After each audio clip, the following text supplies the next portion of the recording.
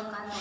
Alhamdulillahirabbil alamin alladzi khalaqal mauta wal hayata liyabluwakum ayyukum ahsanu amala wa huwal azizul ghafur. Asyhadu an la ilaha illallah wa asyhadu anna Muhammadan abduhu wa rasuluhu ya nabiyyu ba'da. Allahumma shalli ala sayyidina Muhammad wa ala ali sayyidina Muhammad. Assalamualaikum ya Rasulullah.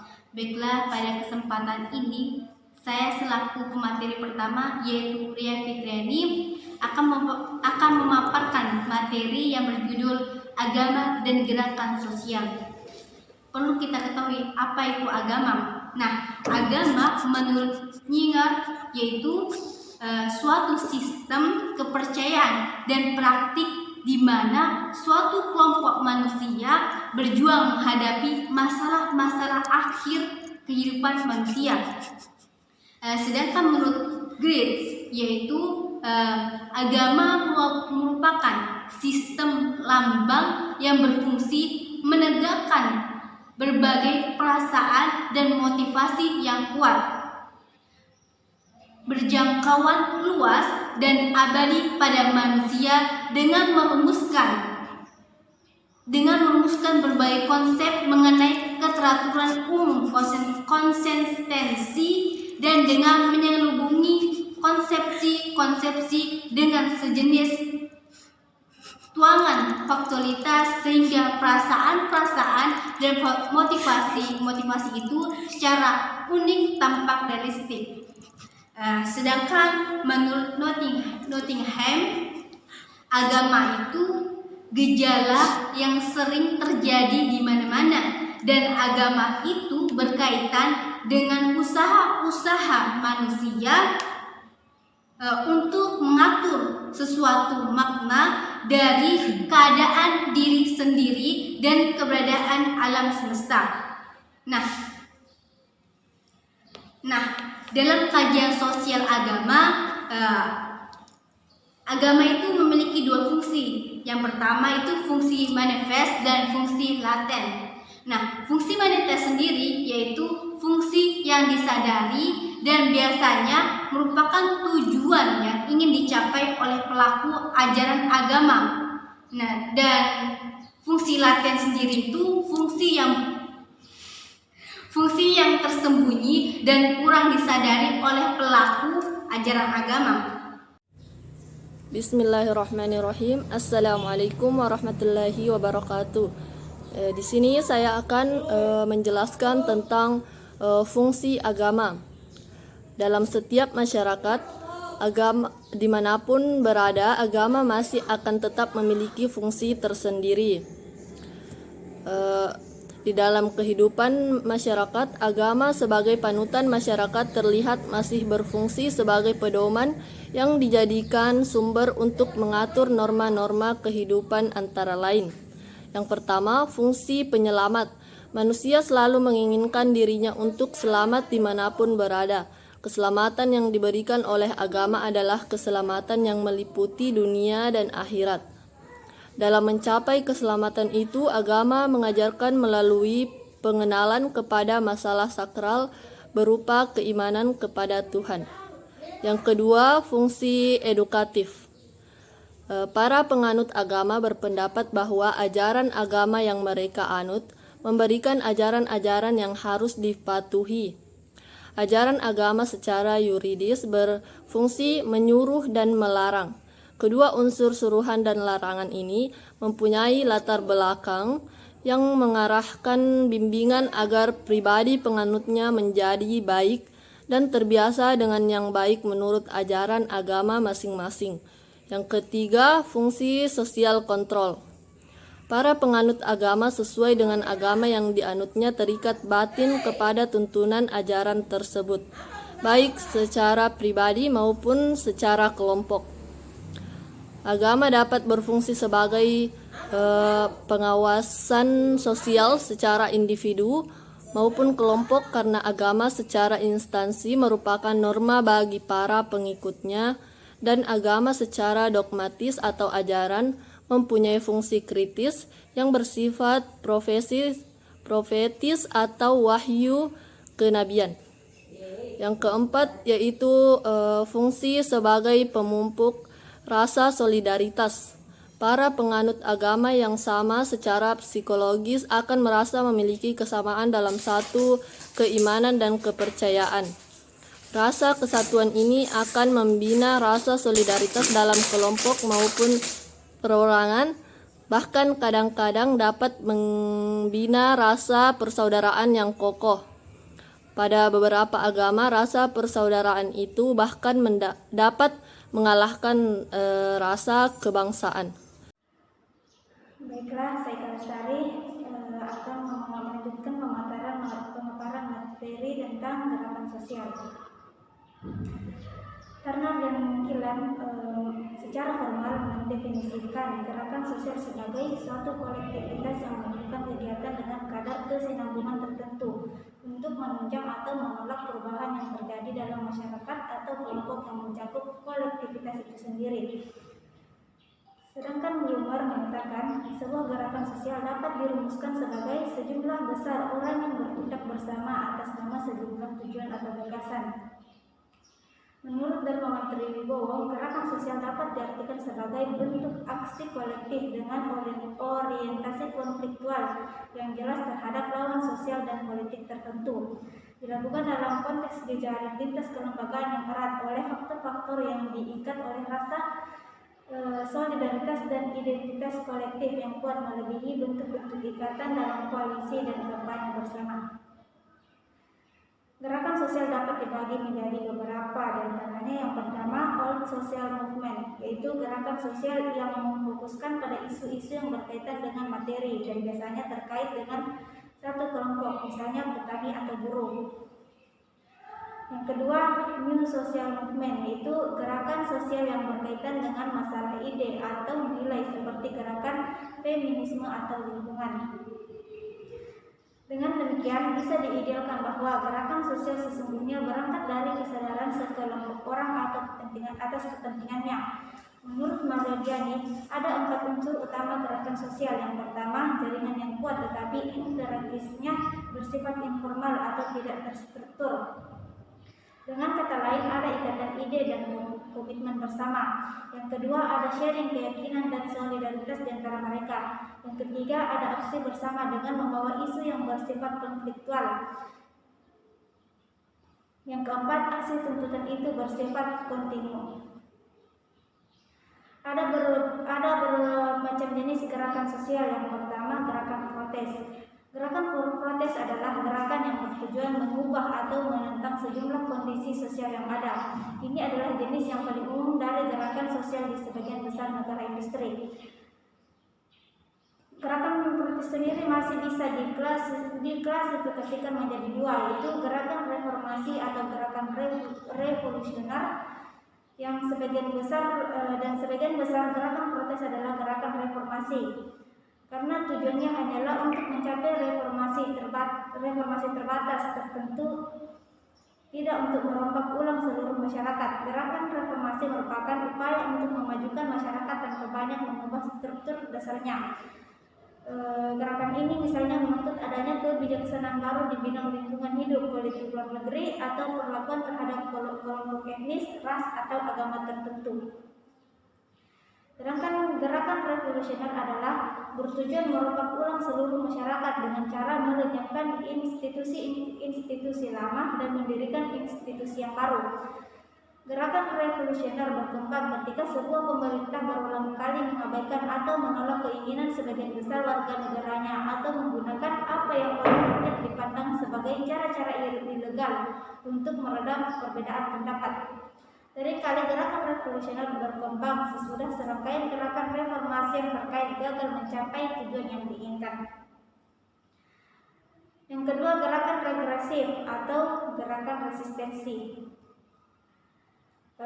Gerakan regresif adalah gerakan sosial yang bertujuan membalikkan perubahan sosial atau menentang sebuah gerakan protes. Misalnya adalah gerakan anti-feminis yang menentang perubahan dalam peran dan status perempuan. Contoh lain adalah gerakan moral yang menentang tren ke arah kebebasan seksual yang lebih besar.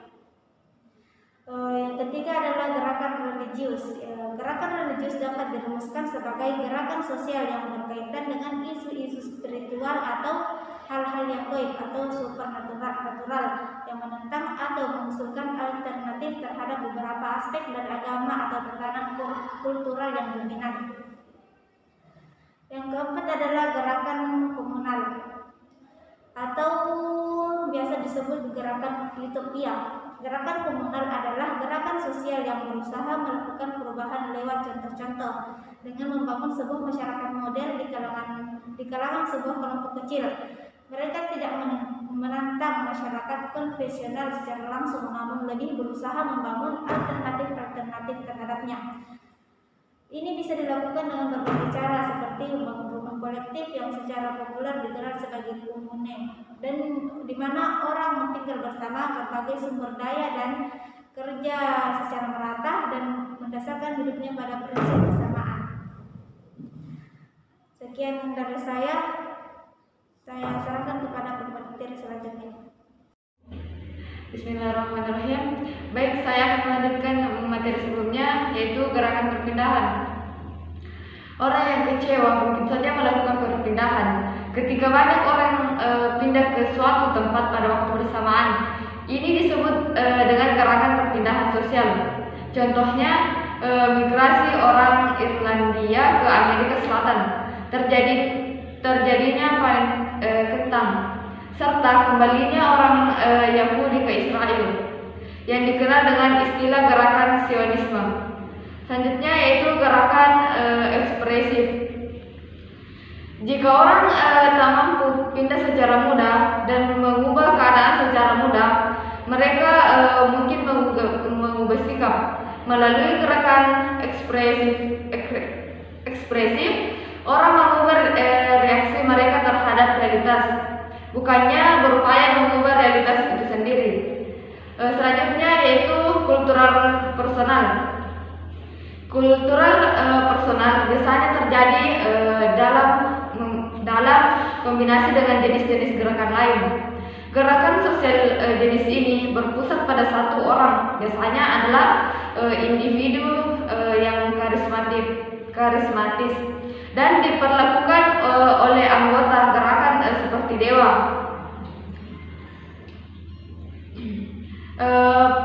Membedakan 4 tipe gerakan sosial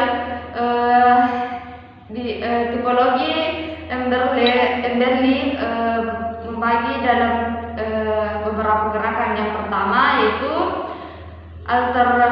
alternatif movement.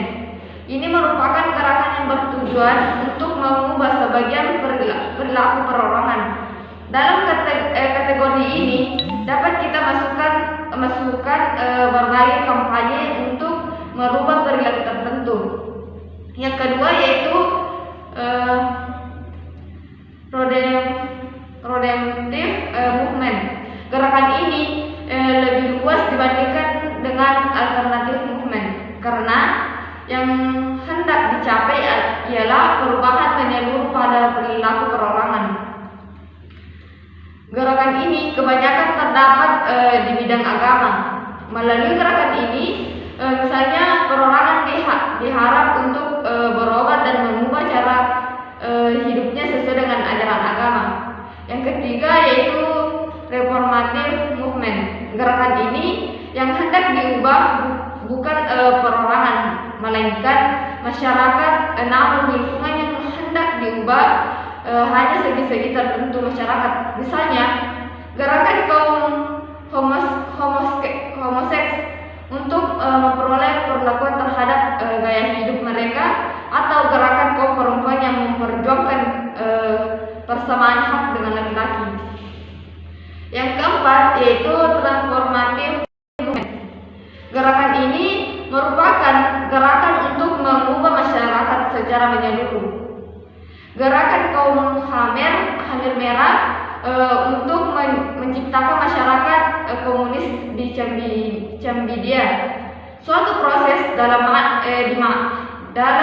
seluruh penduduk kota dipindahkan ke desa dan lebih dari 1 juta orang. Baiklah, saya Radia Nurul Asmi akan melanjutkan materi sebelumnya, yaitu bagian C, Gerakan Pemberontakan DI-TII. Gerakan DI atau TII adalah gerakan yang dipimpin oleh Kartosoewirjo. Kartosoewirjo itu sendiri adalah seseorang yang sejak awal memunculkan Islamismenya. Kartosoewirjo aktif dalam organisasi-organisasi pemuda yang memperkenalkan dia pada tokoh-tokoh pergerakan seperti Agus Salim dan HOS Cokroaminoto. Pada tanggal 7 Agustus 1949, Kartosoewirjo bersama pengikutnya memproklamasikan berdirinya negara Islam Indonesia. Mereka mengeluarkan naskah proklamasi yang ditandatangani oleh Kartosoewirjo. Program utama NII yaitu menyadarkan manusia bahwa mereka hamba Allah dan menegakkan khalifah fi ardi. Proklamasi tersebut mempunyai arti penting bagi Kartosoewirjo dan pengikutnya. Proklamasi menjadikan umat Islam di seluruh Indonesia memperoleh kemerdekaannya yang hakiki karena telah memiliki negara dan pemerintahan yang menjalankan syariat Islam. Kartosoewirjo selanjutnya menetapkan Kunul Azasi sebagai konstitusi Darul Islam. Untuk mencapai rencananya, Kartosoewirjo merubah struktur Darul Islam yang berdasarkan MKT-APNII nomor 1 menjadi sistem administrasi dengan bentuk 5 komandemen. Kemudian untuk mempermudah upaya koordinasi, Kartosoewirjo juga membagi wilayah Indonesia berdasarkan konsep teritorial ke dalam serta palangan 7 daerah trans. Daerah ini diberi nama dengan 1 DI, sedangkan daerah yang berada di luarnya dibagi-bagi menjadi daerah 2 D2. Dengan ini merupakan wilayah yang harus dikuasai setelah umat Islam dan daerah yang belum dikuasai umat Islam dijadikan sebagai daerah 3 DII. Kewajiban para pemimpin di daerah ini adalah mempertahankan daerah yang telah dikuasai serta menghubungkan D1 dan D2 sehingga terbentuknya wilayah yang 100% dikuasai umat Islam Darul Islam. Untuk meraih cita-citanya dalam membentuk Darul Islam, Kartosoewirjo menyebut bahwa perjuangan dari pasukannya adalah perjuangan suci dan selanjutnya digunakan istilah Jamaatul Mujahidin. Keadaan ini dimanfaatkan oleh Kapten RPP Westerling dan beberapa perwira Belanda lainnya serta negara boneka Pasundan. Akhirnya Kartosoewirjo diundang dalam sebuah perundingan. Dalam perundingannya membicarakan usaha-usaha saling membantu antara Darul Islam dengan APRA, Angkatan Perang Ratu Adil. Kekuatan Darul Islam sangat didukung oleh pasukan TII. Gelombang dukungan terhadap NII pun bermunculan. Tanggal 21 September 1953, Daud Bercus yang sebelumnya menjadi gubernur militer Aceh dan Sumatera Timur resmi menyatakan berhubung dengan pemerintah NII dan masih banyak lagi pemimpin-pemimpin lainnya yang bergabung. Baik, demikianlah materi yang saya sampaikan, dan adapun kesimpulannya adalah agama atau suatu ciri kehidupan sosial manusia yang universal dalam arti bahwa semua masyarakat mempunyai cara-cara berpikir pada pola-pola berperilaku yang memenuhi syarat untuk disebut sebagai agama. Agama memiliki nilai-nilai bagi kehidupan manusia sebagai orang per orang maupun dalam hubungan dengan kehidupan bermasyarakat. Selain itu, agama juga memberikan dampak bagi kehidupan sehari-hari. Dengan demikian, secara psikologis, agama dapat berfungsi motif intrinsis dalam diri dan motif ekstrinsik luar diri. Motif yang didorong keyakinan agama dinilai memiliki kekuatan yang mengagumkan. mengagumkan dan sulit ditandingi oleh keyakinan non-agama, baik sulit didefinisikan secara tepat dan memuaskan. Gerakan sosial atau merupakan suatu kolektivitas yang melakukan kegiatan dengan kadar kesinambungan tertentu untuk menunjang atau menolak perubahan yang telah terjadi dalam masyarakat atau kelompok yang mencakup kolektivitas itu sendiri. Gerakan sosial sesungguhnya berangkat dari kesadaran sekelompok orang atas kepentingannya, dan dalam gerakan sosial terdapat 4 unsur yang mempengaruhi. Pertama adalah jaringan yang kuat tetapi interaksinya bersifat informal atau tidak terstruktur. Dengan kata lain adalah ikatan ide dan komitmen bersama di antara para anggota atau konstituen gerakan itu, meskipun mereka dibedakan dalam profesi, kelas sosial. Kedua, ada sharing keyakinan dan solidaritas di antara mereka. Ketiga, ada aksi bersama dengan membawa isu yang bersifat konfliktual. Ini berkaitan dengan penentangan atau desakan terhadap perubahan tertentu. Keempat, aksi tuntutan itu bersifat kontinu.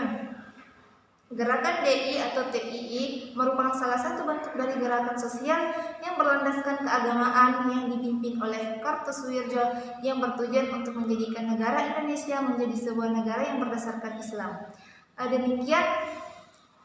Demikian materi yang demikian kesimpulannya. Saya kembalikan kepada Bapak. Assalamualaikum warahmatullahi wabarakatuh.